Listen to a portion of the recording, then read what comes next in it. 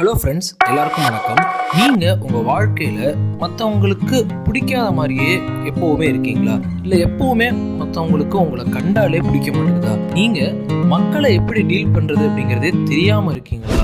உங்களுக்கு கண்டிப்பாக இந்த வீடியோ ஹெல்ப் பண்ணும். பிகாஸ் நம்ம ரொம்ப டேலண்டடாக இருப்போம், நமக்கு ஒரு மிகப்பெரிய ஒரு கெப்பாசிட்டி இருக்கும், நம்ம மிகப்பெரிய ஒரு அறிவார்ந்த ஒரு நாலேஜபிள் பர்சனாக தான் இருப்போம். பட் டீம் ஒர்க் அப்படின்னு வரும்போதோ இல்லை 4 பேரோட டீல் பண்ணணும் அப்படின்னு சொல்லும் போதோ பயங்கரமாக சிரமப்படுவோம். அதுக்கு பல காரணங்கள் இருந்தாலும் இப்போ நான் சொல்ல போகிற இந்த விஷயம் அப்படிங்கிறது ரொம்ப அடிப்படையான பேசிக்கான ஒரு விஷயம். May 7, 1931 அப்போ அமெரிக்காவில் இருக்கக்கூடிய நியூயார்க் அப்படிங்கிற ஒரு சிட்டியில் ஒரு மிகப்பெரிய ஒரு கிரிமினலை பிடிக்கிறாங்க.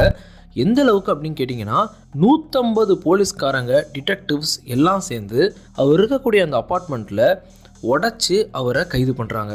இந்த ஒரு பர்டிகுலர் இன்சிடெண்ட்டை அந்த ஏரியாவில் இருக்கக்கூடிய ஒரு 10,000 பேருக்கிட்ட பார்த்துருந்துருக்காங்க. ஸோ அப்போ இருந்திருக்கக்கூடிய ஒரு அதிகாரி சொல்கிறது என்ன அப்படின்னா, மிகப்பெரிய ஒரு டேஞ்சரஸான கிரிமினலை நாங்கள் பிடிச்சிட்டோம் அப்படின்றது சொல்கிறாரு. அந்த கிரிமினல் பேர் என்ன அப்படின்னு கேட்டிங்கன்னா க்ரௌலே. அவனை க்ரௌலே அப்படின்னு சொல்கிறதுக்கு பதில் டூகன் க்ரௌலே அப்படின்னு சொல்லுவாங்க. 150 போலீஸ்காரங்க அப்புறம் டிடெக்டிவ்ஸ் எல்லாம் சேர்ந்து க்ரௌலே இருக்கிற இடத்துல அவரை போய் பிடிக்கிறாங்க. அப்போ க்ரௌலே என்ன பண்ணுறான் அப்படின்னா, தன்னை போலீஸ்காரங்க, டிடெக்டிவ்ஸ் எல்லாம் பிடிக்க வர்றதை தெரிஞ்சுக்கிறான். தெரிஞ்சுக்கிட்டு ஒரு லெட்டரை மட்டும் எழுதுறான். அந்த லெட்டரில் என்ன எழுதியிருக்கான் அப்படின்னா, நீங்கள் பிடிக்க வந்திருக்கீங்க இல்லையா, என்ன எனக்கு ஒரு அன்பான ஒரு இதயம் இருக்குது, கைண்ட் ஹார்ட் இருக்குது அப்படிங்கிறத எழுதுறான். அவன் சொல்கிற அந்த கைண்ட் ஹார்ட் அப்படிங்கிறது நமக்கு என்னடா இது அப்படின்னு இருந்தால் கூட, ஒரு கிரிமினல் எதுக்காக இப்படி எழுதணும் அப்படிங்கிற ஒரு கொஷின் ரொம்ப நேச்சுரலாகவே வருது. அதுக்கப்புறம் அந்த க்ரௌலேவை பிடிச்சிடுறாங்க. பிடிச்சிட்டு ஜெயிலில் போட்டுடுறாங்க. போட்டதுக்கப்புறம் அவன் சாகக்கூடிய கடைசி நிமிடம் வரைக்கும் அவன் சொல்கிறது என்ன அப்படின்னா, எனக்கு இந்த தண்டனையை நீங்கள் கொடுத்துருக்கீங்க, இந்த தண்டனையை எதுக்கு எனக்கு கொடுத்துருக்கீங்க, மக்களை கொன்னதுக்காக கொடுத்துருக்கீங்க, நான் ஒன்றுமே தப்பு பண்ணலையே, என்னை நானே காப்பாற்றிக்கிட்டேன், டிஃபெண்ட் பண்ணிக்கிட்டேன் அப்படின்னு சொல்கிறான். க்ரௌலே ரோட்டில் காரில் போயிட்டு இருந்திருக்கான். இப்போ போலீஸ்காரங்க என்ன பண்ணுறாங்கன்னா, க்ரௌலேட்ட ஒன்றும் இல்லை, டிரைவிங் லைசன்ஸ் கேட்குறாங்க. அதுக்கு க்ரௌலே என்ன பண்ணிட்டான் அப்படின்னா, அவன்கிட்ட இருக்க கன் எடுத்து அந்த போலீஸ்காரனை சுட்டுறான். அப்புறம் போலீஸ்காரர்கிட்ட ஒரு கன் இருக்கும் இல்லையா, அந்த கன்னையும் எடுத்து போலீஸ்காரனை சுட்டுறான். ஸோ அதுதான் டூகன் க்ரௌலே. ஒரு போலீஸ்காரரை 2 தடவை சுட்டிருக்காரு நம்ம க்ரௌலே. ஸோ இந்த க்ரௌலே என்ன சொல்கிறான், தன்னையை தானே டிஃபெண்ட் பண்ணிக்க தான் சுட்டதாக சொல்கிறான். ஸோ பர்பஸ்ஃபுல்லாக வேணும்னே ஒரு போலீஸ்காரனை சுட்ட ஒரு கிரிமினல் கூட அவன் பண்ண தவிர ஒத்துக்க தயாராக இல்லை. பல கிரிமினல்ஸ் அவங்கள மக்களுக்கு உதவி செஞ்சதாக நினச்சிக்கிறாங்க. அப்படி இல்லைன்னா என்ன பண்ணுறாங்க அப்படின்னா, எந்த தவறுமே செய்யலை, என்னை சும்மா தான் பிடிச்சி வச்சுருக்காங்கன்னு நினச்சிக்கிறாங்க. ஸோ ஒரு தவறை செஞ்சதுக்காக அவங்கள பிடிச்சிட்டு ஜெயிலில் போட்டோம்னா, அந்த ஜெயிலில் கூட அவங்க செஞ்ச தவறை கூட ஒத்துக்க தயாராக இல்லாத கிரிமினல்ஸ் தான் இருக்காங்க. இது அமெரிக்காவில் மட்டும் கிடையாது, எனக்கு நல்லா தெரியும். இது இந்தியாவிலையோ, தமிழ்நாட்டிலையோ, கேரளாலையோ எல்லா இடத்துலையும் இப்படி தான் இருப்பாங்க. ஏன்னா இதுதான் மனித இயல்பு. ஸோ ஒரு கிரிமினல் கூட அவன் செஞ்ச தவறை ஒத்துக்க தயாராக இல்லை. அப்படி இருக்கும்போது ஒரு ஹியூமன் பீயிங் அவன் செஞ்ச தவறாக ஒத்துக்க தயாராக இருப்பானா?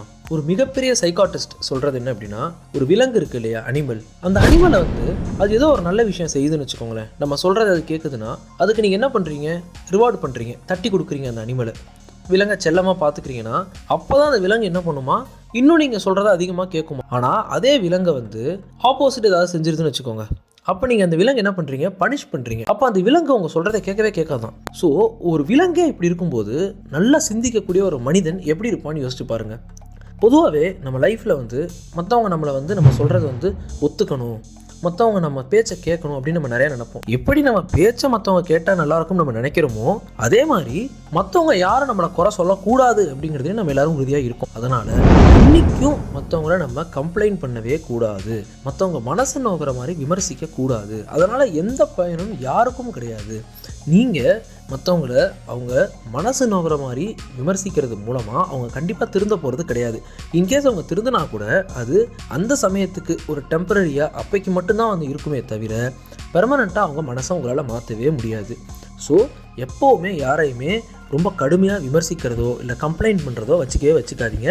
அது அவங்கள எக்காலத்துக்கும் உங்களை பெர்மனெண்ட்டாக மாற்றவே மாற்றாது. ஸோ இப்போ நான் சொல்லிட்டு இருக்கக்கூடிய இது எல்லா விஷயமுமே டேல் கார்னெகி எழுதின உலக புகழ்பெற்ற how to win friends and influence people அப்படிங்கிற புக்கில் எடுக்கப்பட்டிருக்கு. இந்த புக்கோட லிங்க்கை நான் கீழே கொடுக்குறேன். உங்களுக்கு படிக்கணும்னு தோணுச்சு அப்படின்னா நீங்கள் போய் ப்ரௌஸ் பண்ணி போய் படிங்க.